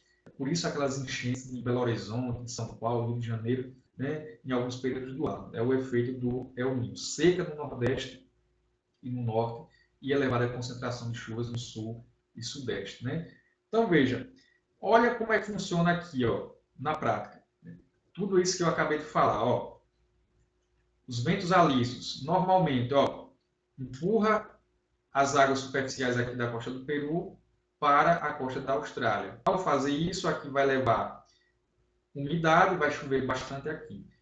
E ao fazer isso, ocorre a ressurgência, que vai se tornar uma área superficial de água fria, com cardumes de peixes, plânctons, né, e pescado na Coreia na parte do Peru. Quando acontece o fenômeno do El Niño, de 2 a 7 anos, né, vai ter um aumento de temperatura de 2 a 7 graus na temperatura aqui, olha, do Pacífico Equatorial Leste, na costa do Peru. Por quê? Porque os ventos que viriam aqui do Nordeste, né, os chamados alísios do Nordeste, eles reduzem a velocidade e não levam essa água superficial quente, lembrando que aqui é onde passa a linha do Equador, por isso que é quente, não consegue levar essas águas quentes para a costa da Austrália. Então, a Austrália vai se tornar mais seca durante o El Niño, e aqui vai ter formação de massas de ar úmidas muito carregadas, que vai descer do noroeste da América do Sul nessa direção aqui, ó, na direção sudeste brasileira. Ao fazer isso, ela vai empurrar a massa equatorial continental que se forma no norte brasileiro e é responsável pelas chuvas de verão no nordeste, sobretudo no sertão, né? Vai empurrar ela para o Oceano Atlântico e vai tornar uma área seca no norte e nordeste e bastante chuvosas aqui no sul e sudeste. Aí aqui nós temos algumas consequências do efeito do El Niño, né? Não vamos... E aí nós chegamos, né, a mais um vídeo, um dos finais, para a gente ir finalizando aqui, um vídeo sobre o El Niño. Veja. Tempestades e inundações, secas e queimadas, e o impacto sobre dezenas de milhões de pessoas no mundo todo. De tempos em tempos, os jornais noticiam as consequências de um fenômeno global cuja origem a ciência ainda não explicou completamente: o El Niño. Para entender o que acontece durante o El Niño, a gente tem que primeiro examinar a interação entre o oceano e a atmosfera no Pacífico Equatorial. Em condições normais, os ventos alísios no Oceano Pacífico carregam a água que foi aquecida pelo Sol em direção ao oeste. Lá, a água é literalmente empilhada. O nível do mar é até 20 centímetros mais alto na Oceania do que na América do Sul. O calor é transferido, então, da água para o ar. Mais leve e úmido, esse ar aquecido sobe e condensa, ocasionando chuvas na região. Enquanto isso, ao longo da costa da América, as águas mais frias do fundo são puxadas para a superfície, num fenômeno chamado de ressurgência. O El Niño acontece quando esse equilíbrio é alterado. Ele pode enfraquecer ou até mesmo reverter essa dinâmica. Ou seja, a água mais quente que era transportada para o oeste se desloca em direção à América do Sul, e as chuvas da região também se aproximam do continente. A quantidade de energia desviada nesse evento é enorme, na ordem de 1 sextilhão de joules. Isso equivale a 10.000 usinas de Itaipu, ou 10 vezes a produção de energia de todos os países do mundo por ano. Um dos impactos é o enfraquecimento da ressurgência na costa do Peru. Esse fenômeno normalmente traz águas frias e ricas em nutrientes do oceano profundo para a superfície. Isso afeta a fauna da região e, em consequência, a pesca. Foram os pescadores sul-americanos, inclusive, que batizaram o fenômeno. A alta das temperaturas do oceano e a escassez de peixe se dá no verão no hemisfério sul, época do Natal, pois é ele, El Niño. No Brasil, o El Niño costuma produzir um aumento das temperaturas médias em todas as regiões, principalmente no Sudeste e Centro-Oeste. As chuvas tendem a se intensificar na região Sul e a diminuir no Norte e Nordeste, aumentando as secas e queimadas. Mas o fenômeno oposto ao El Niño também pode ocorrer. é a chamada Laninha. Isso acontece quando os ventos alísios se fortalecem, intensificando o transporte de água em direção à Oceania. Por sua vez, a ressurgência aumenta na costa americana. Esses modos de funcionamento se alternam de uma maneira quase periódica, entre cada 2 a 8 anos. O clima é um sistema caótico, muito complexo, e o mecanismo que controla as alterações entre ninho e ninha ainda não foi completamente entendido. Ainda não conseguimos prever quando eles vão acontecer. O fato é que eles estão aí há alguns milhares, possivelmente milhões de anos, sem interferência do homem. Mas estudos recentes indicam que as mudanças climáticas que estamos vivendo podem aumentar sua frequência. Vamos olhar este gráfico. A partir da temperatura média da superfície dos oceanos, é possível medir a intensidade e ocorrência dos eventos. Se a região estiver mais quente do que a média, a água aquecida não está sendo transportada para o oeste. É o El Niño que está em vigência. Se ela está mais fria, é a Laninha. Neste outro gráfico, fica evidente a influência dos ninhos e ninhas na temperatura global. Podemos ver que o ano mais quente de cada década geralmente é um ano de El Niño, e o mais frio, um ano de Laninha. Destacam-se os eventos de 82 e 97. Milhares de pessoas morreram e bilhões de dólares em prejuízo foram causados. No final de 2014, começou o que seria o mais forte El Niño já registrado, que se estendeu até o começo de 2016. Ano este que, aliás, bateu o recorde de mais quente já registrado na história. Gostou da nossa explicação? Então dê um like e inscreva-se em nosso canal. Lá você encontra mais vídeos sobre ciência e pode se manter atualizado sobre o que acontece no Brasil e no mundo. E visite o site do Nexo Jornal. Pois bem, vamos lá, né? Vamos dar sequência aqui.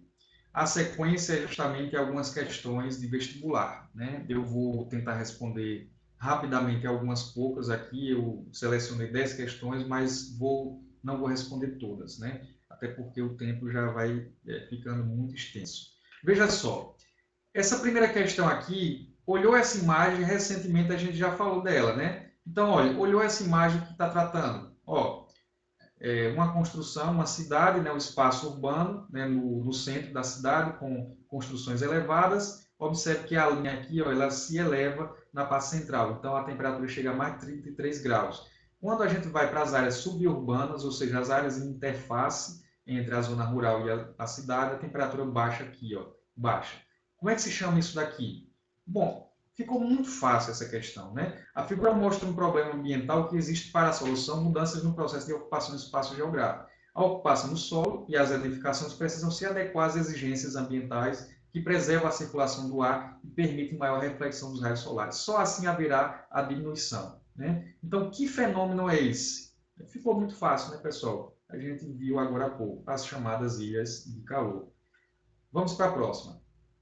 Ficou mais fácil ainda essa daqui, que vocês acabaram de assistir um vídeo, né? Muito fácil, ó, aquela mesma imagem, ó. Analise um mapa que representa uma anomalia climática, ó.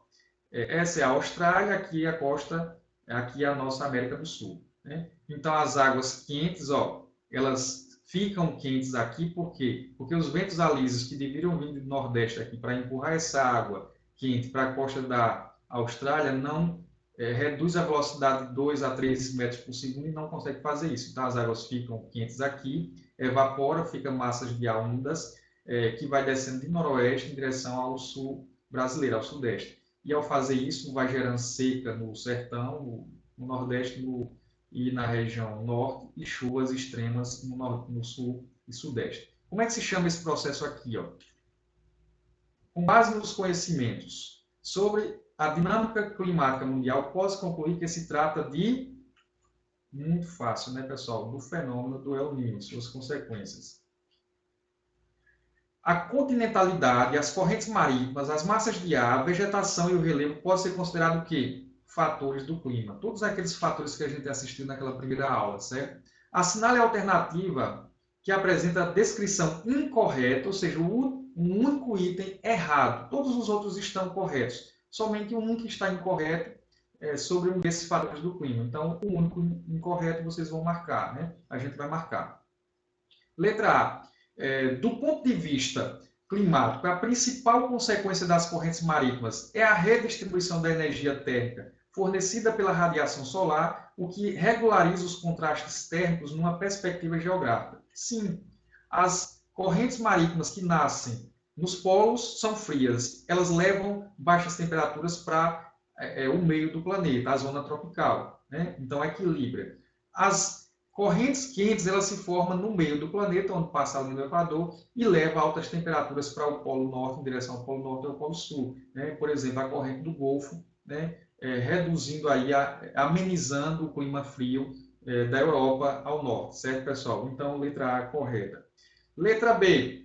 As características meteorológicas de uma massa de ar dependem de suas características térmicas e hídricas, sendo essas massas muito importantes no estudo do tempo e do clima, porque os influenciam diretamente na área na qual predomina. Claro, se tem duas variáveis importantes para analisar uma massa de ar, onde ela se forma e quais são as características que elas carregam por onde passa, né, é justamente a temperatura e a umidade, certo? Então, letra B correta. Letra C. O efeito da continentalidade decorrente das diferenças térmicas das superfícies continentais e hídricas tem como consequência o fato de a amplitude anual de temperatura ser maior nas localidades costeiras do que nas localidades interiores. Pelo contrário, gente. O efeito da continentalidade é justamente a distância em relação às zonas costeiras, né? Então, as zonas costeiras, né, recebem a influência da maritimidade, né? E a amplitude térmica é maior justamente nas áreas do interior, longe do oceano. Por quê? Porque durante o dia é bastante quente, mas durante a noite o continente perde muita radiação rapidamente e baixa a temperatura durante a noite. Então, há uma elevada amplitude térmica, ou seja, a diferença da maior temperatura do dia menos a menor. Quem já foi alguma vez no sertão, né, numa área seca no sertão, e dormiu, percebeu o quanto a noite é fria, né? Então, veja, já nas áreas costeiras, litorâneas, recebe o efeito da maritimidade. Tem baixa amplitude térmica. Durante o dia é quente, durante a noite é quente também. Por quê? Porque a água próxima, ela equilibra a temperatura durante a noite. Ela vai liberando calor que é direcionado em direção ao continente, por isso que a gente sente muito abafado à noite. Então, item correto, incorreto, né, é a letra C. Vamos pular essa, né, para a gente dar sequência aí. Vamos para essa. Eu gosto dessa. Essa imagem aqui, ó, ela representa o quê? Ó? Corrente de Humboldt, falando sobre as correntes marítimas. A corrente de Humboldt, não sei se vocês lembram, né, na primeira aula, corrente de Humboldt, ela é uma corrente fria. Ela se forma na Antártida e sobe ali a região da Patagônia e vai margeando a costa oeste de toda a América do Sul até atingir a costa do Peru, do Chile, né? Então, é uma corrente fria. Lembrando que, ao chegar ali na costa do Chile, né, fica próximo da linha do Equador, ou seja, uma área quente. Então, ali, pelo sol aquecendo a água do Oceano Pacífico, vai evaporar e formar uma massa de ar úmida, que, pela força do vento, empurra essa massa de ar úmida em direção ao continente. Certo, pessoal? Empurrou em direção ao continente, né, essa massa de ar úmida vai precipitar. Só que, antes de chegar no continente, ela vai se chocar. É uma massa de ar muito úmida, carregada, pesada, vai rente à superfície do oceano e, por isso, a corrente fria de Humboldt, ao chegar próximo da parte baixa das nuvens, vai trazer baixas temperaturas. É esse o ingrediente necessário para ocorrer o quê? A condensação e a precipitação. Né? Não basta as nuvens, as massas de ar úmidas ou nuvens carregadas de vapor de água estarem bastante úmidas. É necessário que essas massas de ar úmidas se choquem com uma superfície fria. Nesse caso aqui, a superfície fria foi o quê? A corrente fria de Humboldt, que baixou a temperatura e gerou a condensação, né, ainda dentro do Oceano Pacífico. Né? Por isso que as nuvens descarregam dentro do oceano, chove, e quando a massa de ar continua o seu percurso em direção ao continente, ela já vai estar descarregada, vai estar uma massa seca. Por isso que forma aqui, ó, na região do Chile, o que se chama de deserto do Atacama. Diga-se de passagem, é um deserto frio. Ah, professor, deserto frio? Como é que pode? Né? O deserto do Saara é frio? Né? Veja, o que caracteriza o deserto não é a questão da temperatura, mas sim da falta de umidade. Faltou umidade na atmosfera, aí sim, é deserto. Essa é uma área que é fria porque, por outro fator climático que a gente estudou, na aula 1, que é o fator altitude. Essa parte aqui do Chile é regida pela Cordilheira dos Andes, uma cadeia de montanhas. Então, pelo princípio da altitude, quanto mais alto, mais frio, então aqui vai ser frio, né? No entanto, vai ser seco, massa de ar seca, porque já descarregou lá no Oceano Pacífico. Então, forma o deserto do Atacama. Então, qual é o item correto aqui? Letra B. A corrente fria de Humboldt, no hemisfério sul, causa queda de temperatura nas áreas litorâneas, né? Número 2. Isso provoca condensação e precipitação. Ao chegar ao continente, a massa de ar se torna seca, que é o número 3. Aqui nós temos uma questão sobre as frentes frias. Eu acho que eu vou pular, a gente vai avançar aí, né? Vamos para essa. Leia a descrição abaixo de 4 grandes tipos climáticos do Brasil e em seguida examine o mapa que representa a divisão regional do país em grandes tipos climáticos. Então vamos analisar as características dos tipos climáticos. Chuvas entre 2.000 e 3.000 milímetros. Qual é o único clima que atinge 3.000 milímetros de umidade? O clima mais úmido do mundo, do Brasil. O clima equatorial, gente. E elevadas temperaturas durante todo o ano, com médias térmicas que chegam a 26 graus. Né? Então, clima equatorial. Guarde essa informação. Regular distribuição das chuvas durante o ano e temperaturas mais amenas, com médias inferiores a 18 graus e esporádicas quedas de neve. Falou em queda de neve, o único clima no Brasil que cai neve é o clima subtropical, abaixo do Trópico de Capricórnio. Então, guarde isso, equatorial subtropical. 3. Chuvas escassas e irregulares. Falou em chuvas escassas e irregulares, é o clima semiárido, com precipitações médias de 500 a 700 milímetros e temperaturas elevadas com médias de 28 graus. Então, lá, clima equatorial, subtropical, semiárido. E o 4. Duas estações bem marcantes. Falando em duas estações bem marcantes, é o clima tropical típico. Uma chuvosa e quente, né, com 1.200 milímetros de precipitação e médias térmicas de 24 graus. E outra seca e fria, com 2.000 milímetros de chuvas e 17 graus de média térmica. Então, vamos lá para essas. Não esqueça, primeiro, número 1, equatorial, número 2, subtropical, número 3, semiárido, número 4, tropical típico, né? Então, veja, olha, onde é que vão estar distribuídos esses climas? Olha só, número 1 é o tropical, certo? O equatorial. Então, aqui, 1C, né? A gente vai ter que associar o número 1, C. Então, a gente já vai descartando aqui, letra A, letra C e letra D, ou vai ser a letra B ou vai ser a letra E. 1C, né, que é o equatorial, ligado a esse C. Né? O 2 lá a gente falou que é o quê? O subtropical, né? O 2A. Né? Então, qual vai ser a única que vai ser? 1C e 2A. Né? Já encontramos aqui, 1C e 2A. Mas vamos lá, o 3 vai ser o quê? 3B, que é o semiárido, e 4D, que é o tropical típico aqui na região centro-oeste. Então, letra correta é a letra B. Muito bem, vocês acertaram, gente. Aqui, essa questão a gente não poderia passar em branco, olha.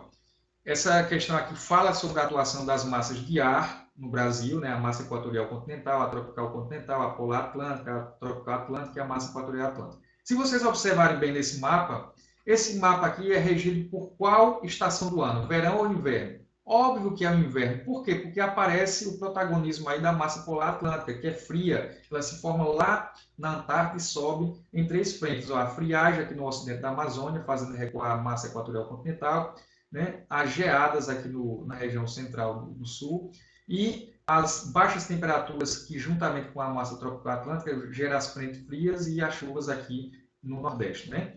Então, conhecendo as características das massas de ar ao longo das estações do ano, é correto afirmar que o mapa correspondente à estação de Sul, Sudeste e Nordeste, né? Vamos lá, Sul, Sudeste e Nordeste. Letra B, inverno, quando a massa tropical atlântica fria e seca. Não, a tropical atlântica não é fria e seca, ela é quente e úmida. Então, já não pode ser a letra B. Letra C, inverno, essa é a estação do inverno. Vamos ver mais. Quando a massa polar atlântica atinge o Brasil na forma de frente fria, a massa polar atlântica atinge o Brasil na forma de frente fria, sim, ocasionando chuvas e quedas de temperatura, inclusive na região norte. Queda de temperatura, sim, as friagens aqui no ocidente. Né? Então, o item correto é letra C. Muito bem para vocês. E aqui um climograma, né? Vamos analisar um climograma. Observe o climograma a seguir. Com relação ao climograma, afirma-se que, número 1, refere-se a um clima de hemisfério norte, com verões quentes e secos e invernos frios. Veja, o verão no hemisfério norte acontece em quais meses? Nos meses que aqui para a gente é inverno. Realmente, ó, verões aqui, ó, e inverno aqui, ó, no hemisfério norte. Só que está dizendo verões quentes. Aqui o meio do planeta é quente? Não. Olha como a linha está baixa aqui, ó. Aqui no meio do planeta é frio, ó. A linha está baixa aqui, ó. Quente é justamente nesses outros meses aqui, ó. Então, não pode ser verdade. Número 2. Representa o clima tropical, alternadamente seco e úmido, que ocorre em boa parte da porção central do Brasil, que é o tropical continental típico, né? Realmente, ó, é seco durante o inverno, né? Com baixas temperaturas, e chuvoso e quente durante o verão, né? Então, o número 2 é considerado verdadeira, né? Número 3. Caracteriza um clima quente com verões chuvosos e invernos secos, e isso, uma grande característica que a gente viu agora há pouco do clima tropical típico, são duas estações, uma chuvosa, o verão chuvoso, ó, o verão chuvoso e o inverno seco, né? 3 correto. Número 4. Refere-se a um clima com duas estações bem definidas, a gente acabou de falar, o item anterior diz tudo isso, né? Então, o item correto vai ser o item letra A, muito bem.